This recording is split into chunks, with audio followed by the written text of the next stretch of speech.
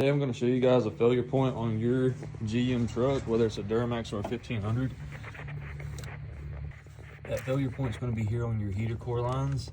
You're going to have your right side heater core line there, and you'll have your U-bend, that little brown piece that you see right there is your quick connect. That's going to come off with a 3/4 fuel line. So at your auto parts store, you can get one of these AC and fuel line disconnect sets. You're going to be using the 19 mil or the 3/4 inch one in order to remove that piece and replace it with this Dorman product here, and there's your part number. So what happened, you have your line here, and that right side obviously has your metal fitting already, and then your left side has that failure point, which blew the end right off and basically obliterated it. And this is a very strong failure point for these trucks, and it's more than just the LMMs. It's part of the LMLs. I think it goes right on up to like 2019, 2020. They were utilizing these fittings, and now there's aluminum billet replacements to get rid of these and make the connection for your heater core line stronger. Basically what you're going to want to do with this the disconnect tool is you're going to want to, I'm just going to demonstrate right here, you're going to want to put it behind the piece. So this flat part, you're going to want it against the firewall, and when you get it behind that piece, you're going to slide it up behind it and use that force when it slides in to pop it off. All right, and this right here is the piece that we were trying to get out here.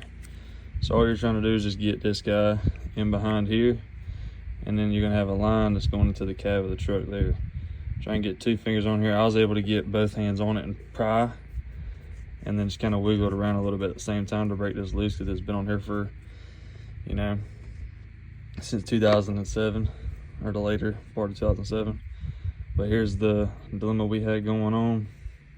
It snapped right off of this brittle material that they use.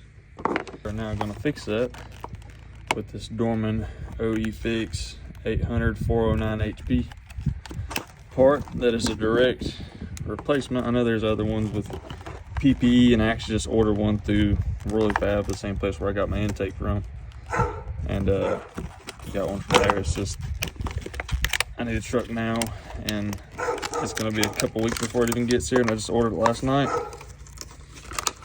So this is what you got going on. You got your clamps like this one here, but everything's metal, or at least billet.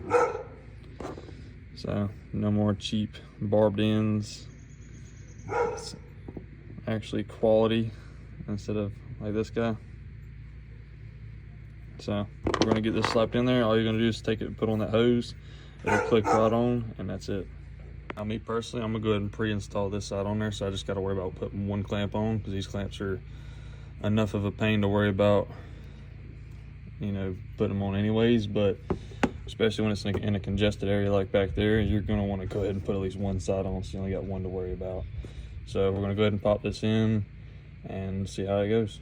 All right, once you get your new line put back in with your clamps and everything tightened down, now it's time to go back and put everything back together.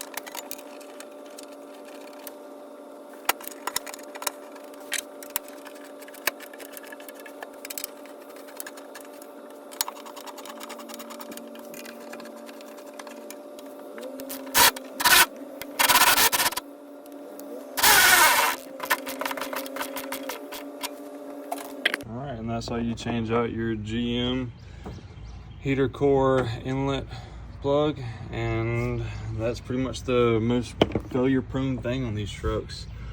And like I said, they're from the earlier 2000s, pretty sure 99 all the way up to almost 2020 or so. They're still using these things, so it's better to go ahead and replace these with a $20 part rather than be like me going to do a pull and blowing the whole line off. So top her off with some coolant, only fill to the cold line, let it run at high heat for about 10 to 15 minutes, and then check temperature and top off if needed.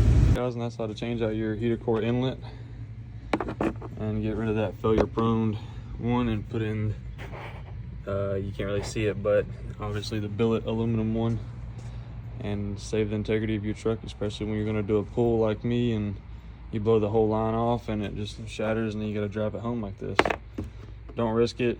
Change it out, $20 part. Even if you don't need to, do it anyways.